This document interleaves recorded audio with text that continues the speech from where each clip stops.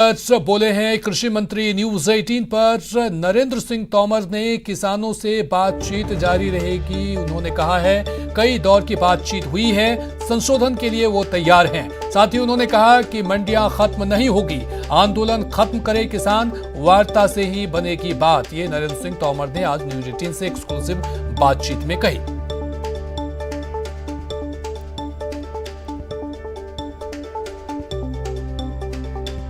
किसानों से बातचीत जारी है, कई दौर की बातचीत हुई है और बातचीत से ही समाधान निकल पाएगा, उन्होंने साफ तौर पर यह कहा है।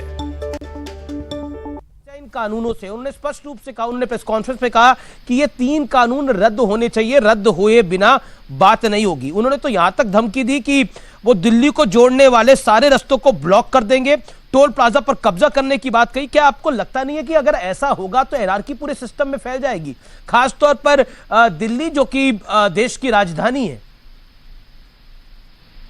और पॉलिटिकल पार्टीज का समर्थन है किसानों के साथ? मैं भी अभी किसान भाइयों को यह अनुरोध करना चाहता हूं कि किसी भी आंदोलन का रास्ता और परिणाम वार्ता के बिना नहीं निकलता है, और सरकार जब वार्ता करने के लिए तैयार है और आपकी वार्ता चली रही है और इस बीच में नए नए आंदोलन की घोषणा करना, इसको किसी प्रकार से उचित नहीं माना जा सकता। जहां तक राजनीतिक दलों का प्रश्न है, मैं राजनीतिक दलों को भी ये कहना चाहता हूं कि उनको किसानों के कंधे पर रखकर बंदूक नहीं चलाना चाहिए। जो राजनीतिक दल समर्थन करने की बात कह रहे हैं, वो राजनीतिक दल को अपने गिरेवा में झांकने की कोशिश करनी चाहिए। कांग्रेस बड़ा राजनीतिक दल है, कांग्रेस ने उनको समर्थन भी दिया है, लेकिन कांग्रेस के नेता पहले इस बात को तो स्पष्ट करें कि जब 2019 का घोषणा पत्र उन्होंने बनाया था तो इन्हीं कानूनों को बनाने की और बदलने की बात कही थी, तो क्या वो अपने घोषणा पत्र से मुकर रहे हैं? या पहले घोषणा पत्र जब उन्होंने घोषित किया तो उस समय वो किसानों को गुमराह कर रहे थे कि आज वो देश भर के किसानों को गुमराह करने की कोशिश कर रहे हैं? चलिए बढ़ेंगे अगली खबर की तरफ, और बड़ी खबर है बीटीपी का बड़ा फैसला सामने आया है। बीटीपी के गहलोत सरकार से समर्थन वापस ले लिया है बीटीपी ने। बीटीपी के 2 विधायकों ने समर्थन वापस लिया है। कांग्रेस पर बीजेपी के साथ जाने का आरोप लगाते हुए समर्थन वापस लिया है। बीटीपी उम्मीदवार को हराने का भी उन्होंने आरोप लगाया है। तो बीटीपी का यह बड़ा फैसला, बड़ा निर्णय, उन्होंने गहलोत सरकार से समर्थन वापस ले लिया है। बीटीपी के 2 विधायकों ने समर्थन वापस लिया है। कांग्रेस पर बीजेपी के साथ जाने का आरोप लगाया है और साथ ही साथ बीटीपी उम्मीदवार को हराने का भी आरोप लगाया। स्थिति बनी है आज की तारीख में, वो स्थिति लोकतंत्र की हत्या है। ये लोकतंत्र में इस प्रकार का जो हो रहा है, वो इससे आने वाले समय में देश में कहीं न कहीं लोकतंत्र खतरे में रहेगा। और कांग्रेस बीजेपी ने 70 साल से राज किया बारी बारी से, वो नहीं चाहते कि कोई तीसरा फ्रंट आए और हमने 70 सालों में क्या किया उसका हिसाब मांगे। तो कोई हमारे सिद्धांत जीता है और धूर्तता ने हमारे ऊपर कब्जा किया है। तो आने वाले समय में हम निश्चित रूप से 2023 में हमको दिखा देंगे कि ये दोनों एक हैं और जनता के बीच में बहुत बढ़िया मैसेज गया और ये मैसेज जाना चाहिए था। हम तो पहले से ही कह रहे थे कि दोनों मिलके बनाएंगे, तो ये बना लिया है उन लोगों ने। और निश्चित रूप से हम कांग्रेस और बीजेपी को कहना चाहेंगे कि आप अपना ढोंग नाटक बंद कीजिए, और निश्चित रूप से ये भी कहना चाहेंगे अशोक गहलोत जी को कि आपकी कुर्सी अब रहने वाली नहीं है। हमने कोई कच्ची गोलियां नहीं खेली है, आप भी अब जाओगे। आपको वैसे ही लोग गिराने वाले हैं, आपके कांग्रेसी। हमारे 2 आदमी दिए थे वो आपको नहीं मिलेंगे अब, और न बीजेपी को मिलेगा, किसी को मिलने वाला नहीं है। तो बीटीपी के नेता ने साफ तौर पर यह कह दिया है कि सरकार से समर्थन वापस ले लिया है और उन्होंने कहा कि मेरे साथ विश्वासघात हुआ है। डूंगरपुर मामले को लेकर तल्खी बढ़ी है। कांग्रेस सरकार के जो आलाकमान है उनको बताया था कि आपके उदयपुर संभाग के जो कांग्रेसी लीडर हैं वो बीजेपी के इशारे पे चल रहे हैं और हमें समर्थन दिया, उनको पसंद नहीं आया था। आज ये साबित हो गया और ये तय हो गया पूरे उदयपुर संभाग में कि कांग्रेस और बीजेपी एक ही है। हाँ बिल्कुल, बहुत बड़ा धोखा हुआ। हमने निस्वार्थ भावना से राज्यसभा और अभी सरकार स्थिर उसने समर्थन दिया है। समर्थन देने के बाद कांग्रेसी लीडर ने आज बीजेपी के हमारे 13 सीटें निकल रही थी और 1 सीट की जरूरत थी, उन्होंने बीजेपी वालों को आगे से कहा हम समर्थन दे रहे हैं। वो लोग नहीं लेना चाह रहे थे, फिर भी जबरदस्ती देके उन्होंने बीजेपी का प्रमुख बनाया है। हाँ भाई, हम आज ये स्थिति बनी है पूरे उदयपुर संभाग में, हमारे जो लोग हैं उन्होंने कह दिया सरकार से समर्थन वापस लो, और किस स्थिति में सरकार को समर्थन देंगे हम अब? हम तो वापस लेंगे सर, क्योंकि भाई हमने जिस कांग्रेस पार्टी को समर्थन दे रहे हैं, किसके खिलाफ? बीजेपी के खिलाफ जाके दे रहे हैं, और यही कांग्रेसी लोग बीजेपी को सपोर्ट कर रहे हैं, हमारा उन कांग्रेस को समर्थन देने का मतलब क्या रहा? फिर हम तो अलग ही मोर्चा रहेगा हमारा। और ये जो आज राजस्थान के लिए बहुत बड़ा मैसेज है, और मैं आज बता रहा हूं कि ये जो घटना हुई है, कांग्रेस और बीजेपी दोनों ने मिलकर डूंगरपुर में ये सरकार बनाई है डूंगरपुर की, तो पूरे राजस्थान में आने वाले समय में कांग्रेस और बीजेपी से खपा होंगे, और कांग्रेस से विशेष खपा होंगे लोग, और पूरे रास्ता में तीसरा मोर्चा आगे बढ़ेगा। मेरी इससे पहले भी बात हुई थी, हमारे यहाँ जो प्रदेश कांग्रेस के जो प्रदेश अध्यक्ष गोविंद जी डोटासरा तक मैसेज पहुंचा दिया हमने, सीएम साहब तक मैसेज पहुंचा दिया था कि ये वोटिंग होने से पहले ही हमें आभास हो गया था, और हमने कहा था कि कांग्रेसी जो लीडर हैं उनकी 6 सीटें निकली तो हमें समर्थन करें, क्योंकि हमने कांग्रेस को समर्थन किया था वहां सरकार में, तो करे। हमने सीएमओ तक भी बात पहुंचा दी थी, प्रदेश अध्यक्ष तक भी बात पहुंचा दी थी, और कांग्रेस के जितने लोकल लीडर है संभाग लेवल के उन सब तक ये बात पहुंचा दी थी। उन्होंने लास्ट तक हमको भरोसा रखा, हम कर रहे हैं, हम आपको सहयोग करेंगे, और धोखे में रखा लास्ट में जब वोटिंग करा दी उन लोगों ने। तो ये बीटीपी के जो नेता थे उन्होंने साफ तौर पर कहा है कि कांग्रेस ने हमारे साथ विश्वासघात किया है, और बीटीपी के संस्थापक छोटू भाई वसावा का भी तंज आया है। इस मामले को लेकर उन्होंने ट्वीट कर कांग्रेस और बीजेपी पर निशाना साधा है। वसावा ने कांग्रेस के खिलाफ मोर्चा खोल दिया है, कांग्रेस से समर्थन वापसी का फैसला सही है उन्होंने कहा है। तीसरी पार्टी का अस्तित्व नहीं चाहते हैं बीजेपी और कांग्रेस।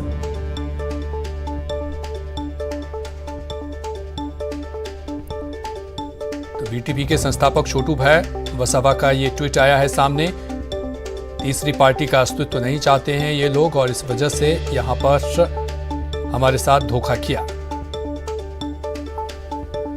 चलिए बढ़ेंगे अगली खबर की तरफ। जेके लोन मामले में एक्शन में सरकार है। 4 सदस्यीय जांच कमेटी का गठन किया गया है। चिकित्सा मंत्री डॉक्टर रघु शर्मा ने बनाई है कमेटी। 3 दिन में कमेटी जांच कर सौंपेगी रिपोर्ट। चिकित्सा शिक्षा सचिव वैभव गालियार ने आदेश जारी किए हैं। तो जेके लोन मामले में एक्शन में सरकार, और उसी के तहत अब कमेटी का गठन किया गया है। 4 सदस्यीय जांच कमेटी का गठन किया गया है, जो कि अब इस मामले को पूरी तरह से देखेगा। चलिए बढ़ेंगे अगली खबर की तरफ। और जेके लोन अस्पताल में नवजात बच्चों की मौत पर लोकसभा स्पीकर ओम बिरला ने भी चिंता जाहिर की है। उन्होंने प्रदेश सरकार और स्थानीय प्रशासन से व्यवस्थाओं को दुरुस्त करने के लिए वार्ता की है। उन्होंने न्यूज 18 से खास बातचीत में कहा कि अस्पताल में संसाधनों की कोई कमी नहीं होने दी जाएगी। ऐसी घटनाओं की पुनरावृत्ति न हो, इसके लिए उन्होंने अधिकारियों को निर्देश दिए। लोकसभा स्पीकर ओम बिरला आज कोटा के दौरे पर हैं, और सबसे बड़ी बात यह है कि जेके लोन में जिस तरह से बच्चों की मौत का मामला सामने आ रहा है, उस पर उन्होंने चिंता जाहिर की है। जेके लोन अस्पताल से एक बार फिर दुखद खबरें आ रही हैं, बच्चों की मौत हो रही है। जेके लोन में नवजात शिशु की मृत्यु निश्चित रूप से हमारे लिए चिंता का विषय है। मैंने आज जिला कलेक्टर और जिला प्रशासन से और मेडिकल प्रशासन से बात की है कि नवजात शिशु मृत्यु के क्या कारण है और किस तरीके से हम बेहतर तरीके से हर बच्चे और माँ को सुरक्षित रख सकते हैं। इंफ्रास्ट्रक्चर के रूप में कुछ इंफ्रास्ट्रक्चर तैयारी हो रही है। 30 करोड़ रुपए के 156 बेड का अस्पताल बन रहा है। मेडिकल कॉलेज में भी 100 बेड का अस्पताल बन रहा है, उसमें 1 वर्ष लगेगा। उस बीच में हम क्या क्या इंफ्रास्ट्रक्चर की तैयारी कर सकते हैं। इक्विपमेंट के हिसाब से कहते हैं इक्विपमेंट की कोई कमी नहीं है। मॉनिटरिंग को व्यापक रूप से करने की आवश्यकता है। मॉनिटरिंग, नर्सिंग स्टाफ, डॉक्टर, उसको बढ़ाने की आवश्यकता है। राज्य सरकार से मैं भी आग्रह करूंगा कि यहाँ पिछली बार भी कई ऐसी घटना हुई है, उस समय भी कुछ चिकित्सा कर्मी, नर्सिंग स्टाफ लगाए थे, लेकिन वो वापस कुछ चले गए हैं। यहाँ परमानेंटली नर्सिंग स्टाफ और डॉक्टरों की पर्याप्त व्यवस्था करनी पड़ेगी, पर्याप्त मॉनिटरिंग करनी पड़ेगी, ताकि हम नवजात शिशु मृत्यु को कम कर सकें। परिजनों का ये भी आरोप रहा है कि वो बच्चों को बुलाते रहे डॉक्टर्स और स्टाफ आया नहीं, कहीं ना कहीं गैर जिम्मेदाराना रवैया जो स्टाफ का नजर आया, जिस तरह की शिकायत परिजनों ने की। जो परिजन ने बताया वो भी चिंता का विषय है, इसलिए मैंने जिला कलेक्टर से कहा इसकी जांच करें कि इन सारी घटनाओं में किसकी कमजोरी रही है और जिसकी कमजोरी उसके पनिशमेंट करें और भविष्य में ऐसी घटना न हो इसकी चिंता करें। कई सारे उपकरण वहाँ पे जो है खराब हैं, वो अभी तक दुरुस्त नहीं हो पाए हैं और यही वजह रहती है कि जब उपकरण खराब होते हैं मेंटेनेंस जो है वो काम नहीं हो पाता। मेरी जो बात हुई उन्होंने कहा इक्विपमेंट की हमारे पास कमी नहीं है, जितने इक्विपमेंट पड़े हैं उसके डबल इक्विपमेंट हमारे पास है, इक्विपमेंट के स्तर पर कोई कमी नहीं है। वो स्पेस जगह की कमी बता रहे हैं, डॉक्टरों की नर्सिंग स्टाफ की कमी बता रहे हैं, पर इक्विपमेंट की कोई कमी नहीं। इक्विपमेंट के लिए मैंने उनको पहले भी कहा था कि आज भी मैंने कहा इक्विपमेंट की जरूरत तो मैं कहीं से भी इक्विपमेंट आपको दिला दूंगा, इक्विपमेंट की कोई कमी नहीं है। अब जो ये इतनी घटना हुई है, कोई जिम्मेदारी तय होगी लोगों की, क्योंकि लगातार जो पिछले साल भी बड़ा मामले सामने आए थे, अब ये शुरुआती तौर पर ही सर्दी ने दस्तक दी है, 9 मौतें 48 घंटे में हो गई। अब राज्य सरकार इसकी चिंता कर रही है, उन्होंने इंक्वायरी कमीशन जांच भी बिठाई है, पर उसके जांच कमीशन चलता रहता है, लेकिन अपन को तो किस तरीके से नवजात शिशु मृत्यु दर को कम किया जा सकता है उसकी कार्य योजना व्यापक स्तर पर बनाना चाहिए। कैमरा पर्सन मुकेश अकेवाल के साथ शाकिर अली, न्यूज़ 18 कोटा। और अब बात निकाय के रण की।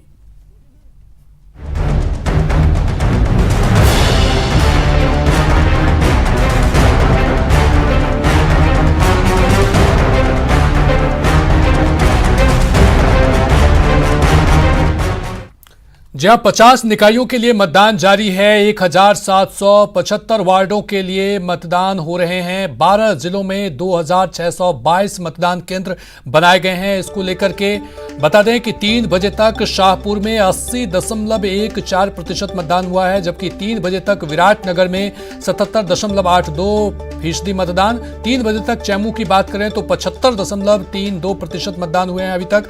किशनगंज के रैनवाल में 72.21% मतदान, जबकि 3 बजे तक सांभर लेक में 63.11% मतदान हुआ है। 3 बजे तक फुलेरा में की बात करें तो 66.54% मतदान हुआ है और 3 बजे तक बगरू में 74.76% मतदान हुआ है। तो ये बम्पर वोटिंग हो रही है, लोगों ने उत्साहपूर्वक यहां पर बूथों पर जाकर के मतदान किया है। आज 12 जिलों के 50 निकायों के लिए मतदान जारी है। शहरी निकाय के लिए हो रहे हैं मतदान में 7,249 उम्मीदवारों के भाग्य का फैसला होगा। वोटिंग शाम 5 बजे तक होगी। ये तस्वीरें हम आपको दिखा रहे हैं जयपुर, भरतपुर, अलवर, करौली, सवाई माधोपुर और दौसा की, जहां पर लोगों ने बढ़ चढ़कर मतदान किया है, उत्साहपूर्वक मतदान किया है, जिसका नतीजा है कि 70 से भी ज्यादा प्रतिशत अभी तक मतदान हुआ है तमाम बूथों पर।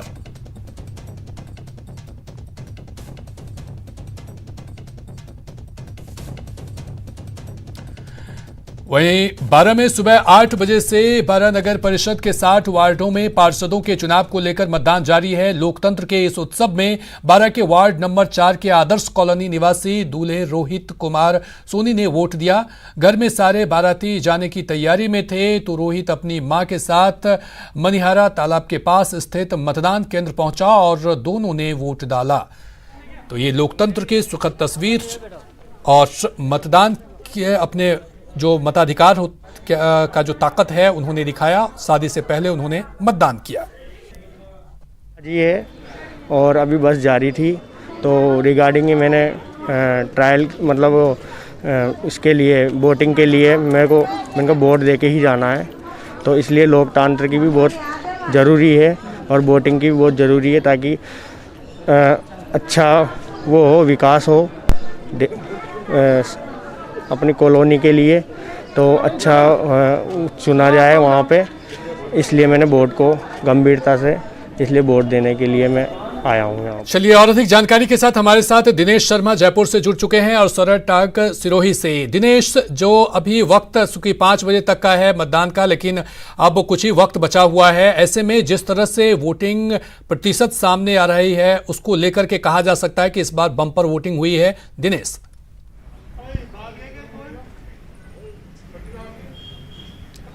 बिल्कुल, देखिए पोलिंग परसेंट की अगर बात करें तो बहुत ही बेहतरीन पोलिंग परसेंट हम कह सकते हैं, क्योंकि राजस्थान का पूरे प्रदेश का अगर आंकड़ा बताया जाए तो 69.69% वोटिंग 3 बजे तक हुई है। इसके साथ ही जयपुर की अगर बात करूं तो जयपुर में तकरीबन 74% वोटिंग 3 बजे तक हो चुकी है। अभी तकरीबन 45 मिनट और बाकी बचे हैं और हम भी ये लोगों से अपील करते हैं कि घरों से निकले और ज्यादा से ज्यादा संख्या में मतदान करें ताकि शहर की सरकार में उनकी जो भागीदारी है वो सुनिश्चित हो सके। जहां तक मतदान केंद्रों की बात है तो जिस तरीके से हम सुबह से खबरें बता रहे हैं कि लंबी कतारें सुबह से लगी हुई थी मतदान केंद्रों के बाहर, लेकिन अब शाम होते होते जो है वो सन्नाटा भी जो है वो नजर आ रहा है क्योंकि अधिकांश लोग जो है वो वोटिंग कर चुके हैं। मैं आपको बता दूं कि आज क्योंकि शादियां भी बहुत ज्यादा है तो इसलिए ज्यादातर लोगों ने जो है वो जल्दी मतदान केंद्रों पर पहुंचकर वोट डाला। और जयपुर की अगर बात की जाए तो यहाँ पर 10 नगर पालिका क्षेत्रों में चुनाव है और 3 बजे तक के वोटिंग परसेंट की अगर बात की जाए तो सबसे ज्यादा जो पोलिंग परसेंट रहा है जयपुर जिले में वो शाहपुरा में 80.14% मतदान हुआ है 3 बजे तक, और सबसे कम जो है वो सामर लेक में 63.11%। तो बहुत ही अच्छा पोलिंग परसेंट ये कहा जा सकता है। दूसरी नगर पालिकाओं की अगर बात कर ली जाए तो बगरू में 74.76% मतदान हुआ, चाकसू में 78.47%, चोमू में 75.32% और जोबनेर में 75.86%।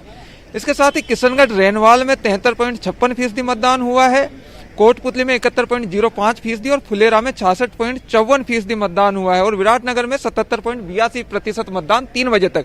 तो ये 3 बजे तक के जो आंकड़े हैं ये बता रहे हैं कि पोलिंग परसेंट जो है वो बहुत ही अच्छा रहने वाला है। निश्चित तौर पर दिनेश और भी बढ़ने की का यहाँ पर गुंजाइश है क्योंकि अभी भी वक्त 45 मिनट का बचा हुआ है। शरद टाग सिरोही से हमारे साथ जुड़े हुए हैं। शरद, यदि सिरोही की बात करें तो वहां पर जिस तरह से खबरें आ रही है उसमें तो परसेंटेज बहुत ही अच्छा है, लोगों ने बढ़ चढ़कर मतदान किया है, लोगों में उत्साह भी देखा गया है। सिरोही की बात करें तो वहां पर अभी तक की क्या तस्वीर है, क्या परसेंटेज रहा?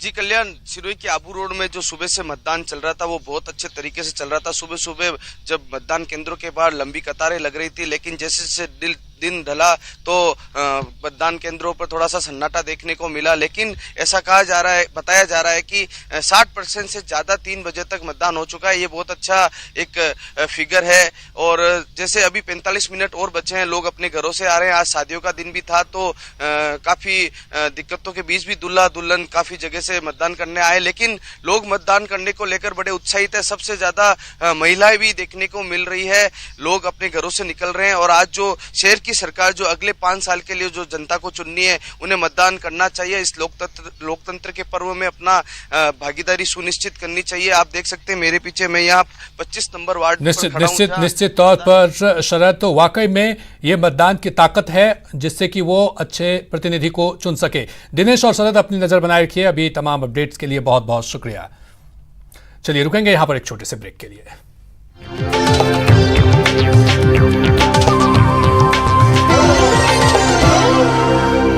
सभी का स्वागत है। रुकेंगे अगली खबर की तरफ। पंचायती राज चुनाव 2020 को लेकर के उप प्रधान और उप जिला प्रमुख के लिए वोटिंग जारी है। 5 बजे तक होगी वोटिंग। वोटिंग के बाद शुरू होगी काउंटिंग। तो ये बड़ी खबर आपको बता रहे हैं। उप प्रमुख और उप जिला प्रधान को लेकर के वोटिंग जारी है। वहीं आपको बता दें कि विकास वामनिया बने हैं बांसवाड़ा के उप जिला प्रमुख और बंशीलाल मीणा बने हैं बूंदी के उप जिला प्रमुख, जबकि मुकेश कुमार बने हैं हनुमानगढ़ के उप जिला प्रमुख। धनाव पंचायत से समिति से सूजा मोहम्मद उप प्रधान बने हैं। आसपुर पंचायत समिति से सुरेंद्र सिंह उप प्रधान बने हैं।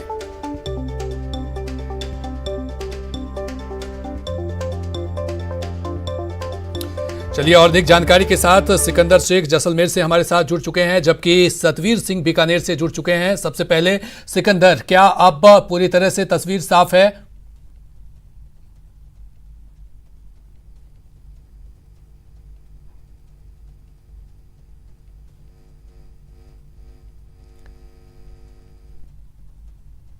प्रमुख का यहाँ पर बन चुका है। बीजेपी की तरफ से यहाँ पर जितेंद्र कुमार ने फॉर्म भरा है, वहीं से कांग्रेस से कान भारती यहाँ पर उम्मीदवार है उप जिला प्रमुख के।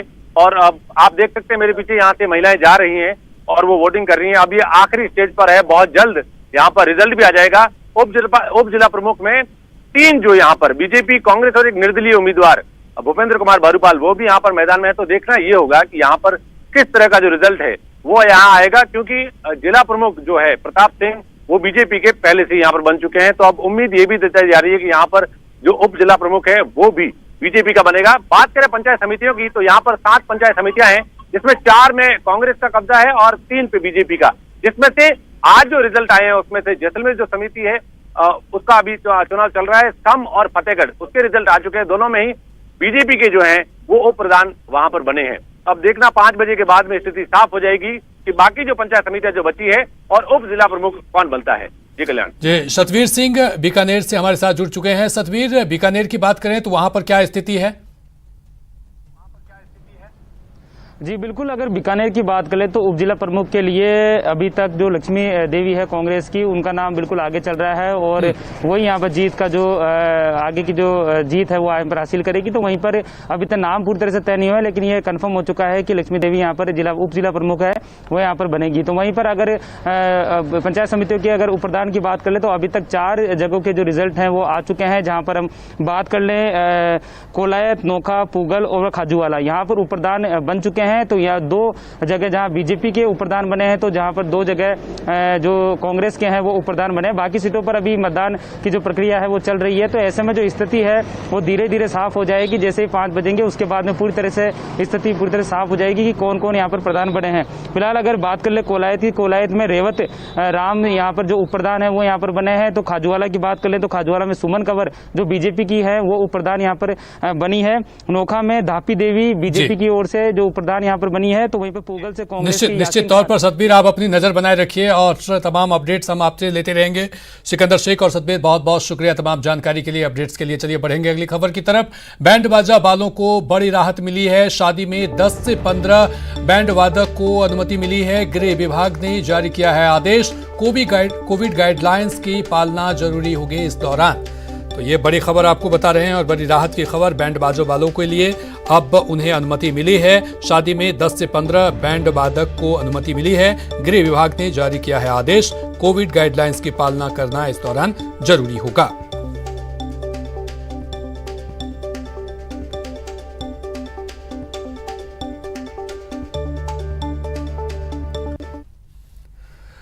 और इसी के साथ फिलहाल इस बुलेटिन में इतना ही। नमस्कार।